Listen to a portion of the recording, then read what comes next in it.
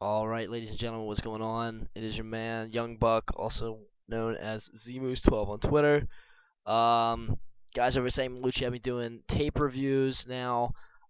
This is pretty much just going to be, this segment is going to be just me going over some trades that I made and going over why I made those trades and why they were so successful.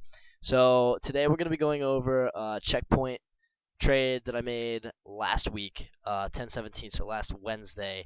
I did have to cut the trade short, trading session short. Some of you may have seen it on Twitter. The internet kind of crapped out of me, but the neat part about this particular segment that I'm going to be doing is that you get to see the way that I trade, and you get to see the trades live. So without further ado, we're going to go over one of the trades that I made in Checkpoint that day. It was one of my more profitable trades that I made in Checkpoint.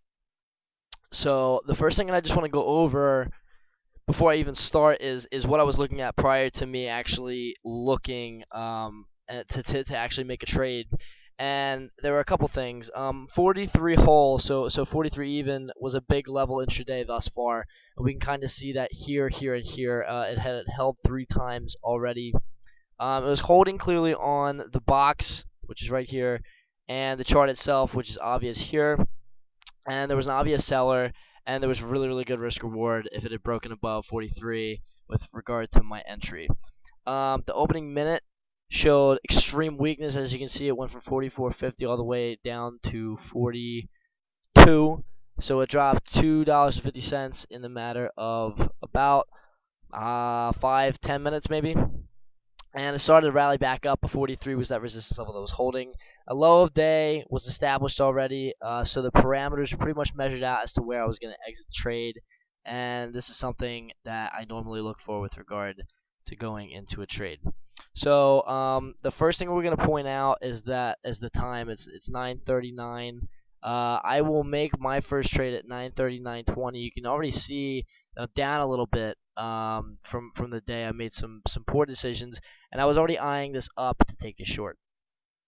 So we're just going to go through the tape. When this particular seller lifts at 89, you're going to see the stock immediately go to 43 and hold. So the Nasdaq seller then goes all the way to 43, and now we're holding. He's going to sit there, and this is where I start to look to see whether or not 43 is going to lift on the third attempt. 89, like I said, there was a Nasdaq seller sitting there at about 1400, obviously printed more, maybe probably printed about 5K. And once that lifted, it immediately shifted to 43. So we had an 11-cent pop on the offer, and then the Nasdaq seller stuck again. So it takes its turn kind of holding with the Nasdaq exchange and the ARCA ECN, and it continues to kind of refresh, and the levels continue to hold here. So we're going to look at this particular trade. We're going to watch 43 and the amount of volume that runs through it. With that volume going through there, probably I would say 7,500 to 10K traded. And now I'm sitting in 200 shares short at 99 as 43 continues to hold. And like I said, it's going to take turns here, holding on the ECNs and holding on the exchanges. So my risk at this point is going to be 4 cents, I believe, off the bat, and 5 cents off the bat. And I'm looking for this to drop into the 60s. So again, we're seeing this hold, and the minute 43 holds and that bid at 94 drops, the spread actually widens. We'll go back and watch that again because it moves pretty quick. This is a 3-minute trade. If it goes back on me, here we go.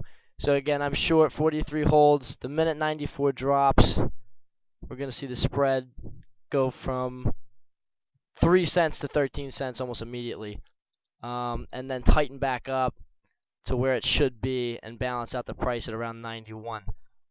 So now we're looking to see whether or not 94 holds on the offer with the same exact pattern that we saw 43 hold on, and it actually continues to move lower, and we don't see the offer come up in the exact same pattern that we did until the 86 to 88 cent range.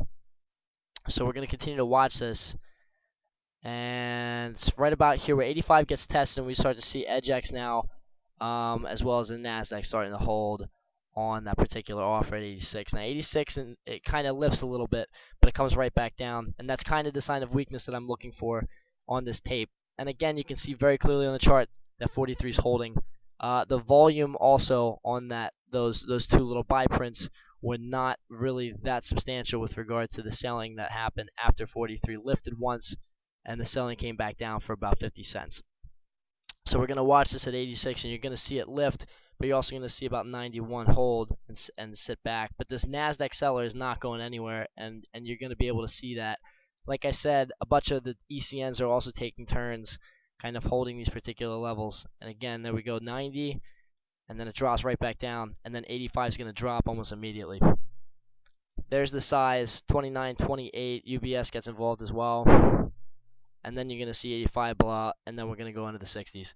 So at this point, I'm in the money by about 30, 40 cents, and I want to take a little bit off. I'm short 200 shares again. You know, I'm I'm just starting out, so my size is going to be a little light comparatively to what some day traders trade with.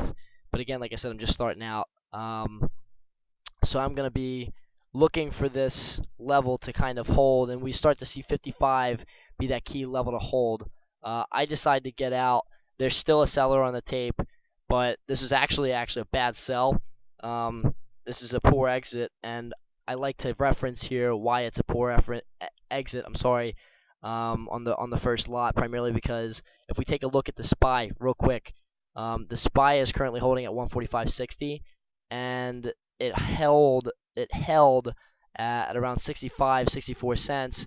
So we're seeing levels that have held before in the SPY also hold, and it looks like it could reverse, bringing on more weakness for Checkpoint software.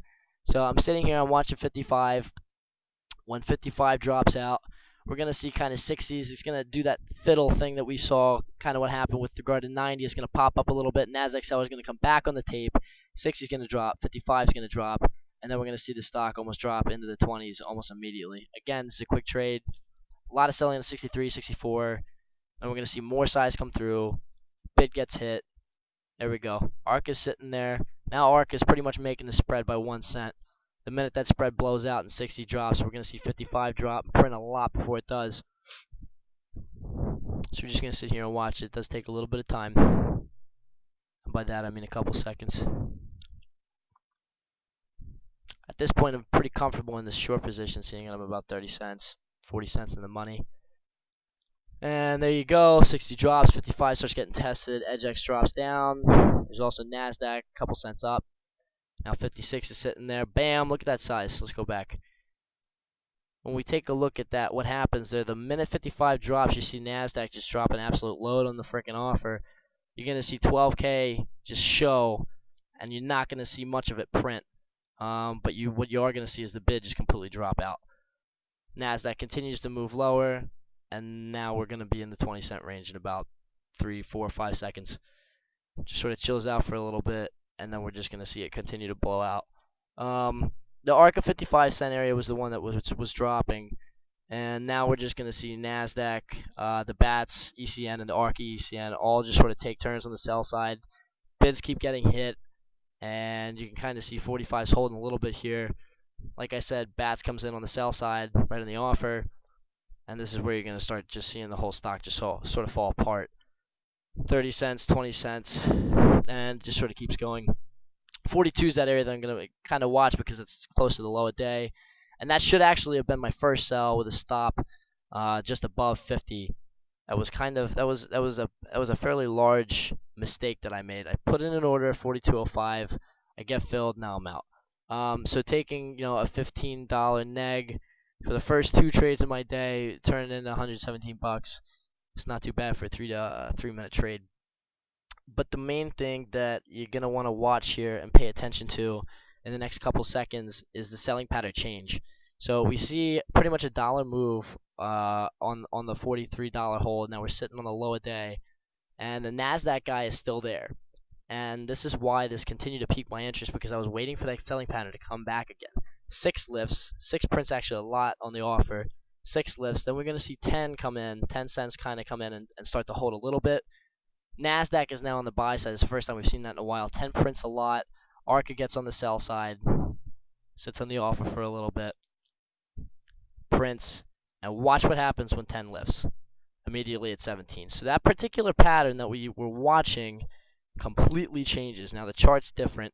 The chart's right now of Apollo Group. so I kind of can't show you what happened with the chart. But again, when you're watching the tape, what I was showing you earlier was that when 43 held, we saw that first drop of 94 cents. We saw the spread widen and widen by a significant margin. The stock's being actively traded. It's going to be trading in a spread of 1 to 3 cents.